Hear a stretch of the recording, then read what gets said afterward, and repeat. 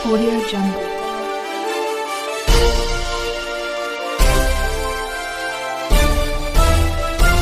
Audio Jungle.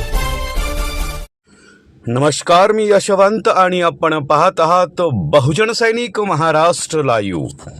जागना है तो जगना पडेगा, एक राष्ट्र के लिए। बुधवार दिनांक 18 मार्च 2026 रोजी सौभाग्यवती लक्ष्मीबाई भाऊराव पाटील यांच्या स्मृतिदिनानिमित्त कन्या विद्यालय पिंपरी येथे अत्यंत प्रेरणादायी व भावपूर्ण वातावरणात विविध कार्यक्रमाचे आयोजन करण्यात आलं। कार्यक्रमाची सुरुवात सौभाग्यवती लक्ष्मीबाई पाटील यांच्या प्रतिमेस आदरणीय मुख्याध्यापिका सौभाग्यवती परदेसी SJ, सन्माननीय पर्यवेक्षिका सौभाग्यवती मेमाने VD तसेच सर्व शिक्षक वृंद व शिक्षकेतर कर्मचारी यांच्या हस्ते पुष्पार्पण करून अभिवादन करण्यात आलं। यानंतर इयत्ता 9वी अ च्या विद्यार्थिनींनी सौभाग्यवती लक्ष्मीबाई पाटील यांच्या जीवन कार्यावर आधारित प्रभावी नाटिका सादर करून उपस्थितांची मने जिंकली। या नाटिकेत सानप अनुजा हिने सौभाग्यवती वहिनींची भूमिका अत्यंत समर्पकपणे साकारली, तर हातरंगे सोनम हिने भाऊराव पाटील यांची भूमिका प्रभावीपणे अभिनयातून साकार केली।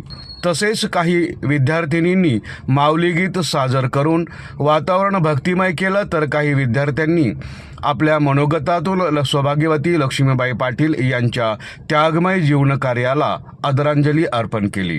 कार्यक्रमाचं सूत्रसंचालन भंडारे SD यांनी सुंदररित्या केलं, तर धादवड SD यांनी कार्यक्रमाचं सुयोग्य नियोजन व आयोजन केलं। या कार्यक्रमातून विद्यार्थ्यांना आदर्श व्यक्तिमत्वाचा विचार, त्याग, समर्पण आणि समाजसेवेची प्रेरणा मिळाली। संपूर्ण कार्यक्रम उत्साहपूर्ण व संस्मरणीय वातावरणात संपन्न झाला, अशी माहिती आमचे पिंपरी चिंचवड शहर प्रतिनिधी यांनी दिली।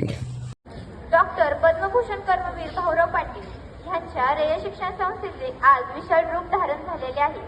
भाऊरावांच्या असामान्य व्यक्तिमत्वातून हे निर्माण झालेले आहे। तसेच त्यांच्या पत्नी सौ लक्ष्मीबाई भाऊराव पाटील यांचा त्याग ही त्यात तितकाच महत्त्वाचा आहे। फक्त भाऊरावांच्या हिमालय एवढ्या व्यक्तिमत्वातून ते दिसणे अतिशय कठीण आहे, पण आपल्यासारख्या सामान्य जनतेला त्यांचा त्याग कळणे अतिशय आवश्यक आहे। ज्याप्रमाणे आपण रंगमंचावर गेले तर काम करत असणारे लोक आपल्याला दिसतात, परंतु दिग्दर्शन करत असणाऱ्या सूत्रसंचालकाकडे आपले लक्ष जात नाही। त्याचप्रमाणे भाऊरावांच्या कार्यात लक्ष्मी वहिनी त्यांच्या मागे छायेप्रमाणे उभे राहतात, हे आपल्याला दिसत नाही। सुजलाम सुफलाम आकाशाने मेघांनी आपले जीवन संपवलेले असते, त्याचप्रमाणे वहिनींनी सुद्धा आपले जीवन असेच संपवलेले आहे।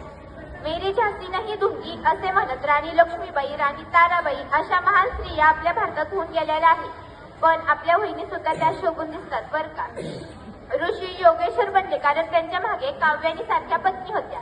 ऋषी ब्रह्मर्षी बनले कारण त्यांच्या मागे अरुंधती सारखी पत्नी होती।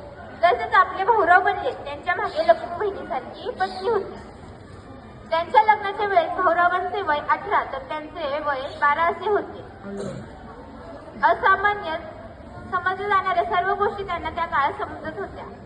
सुस्वभाव हा त्यांच्या व्यक्तिमत्वाचा पैलूच म्हणता येईल। त्या प्रेमळ, सर्वांना दया लावणाऱ्या व सर्वांना हव्यावेशा वाटत व काही जण तर त्यांची स्तुती सुद्धा करत।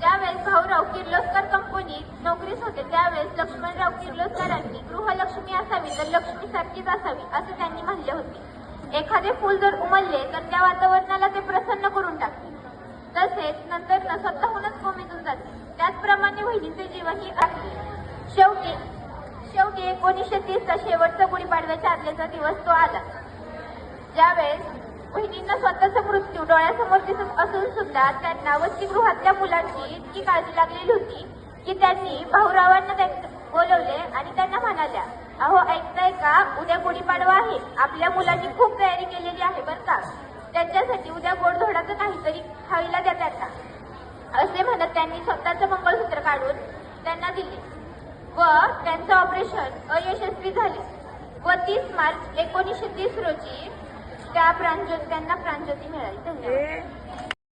बहुजन सैनिक महाराष्ट्र लाईव्हला लाईक करा, शेअर करा, सबस्क्राईब करा आणि बेल आयकॉनवर क्लिक करा.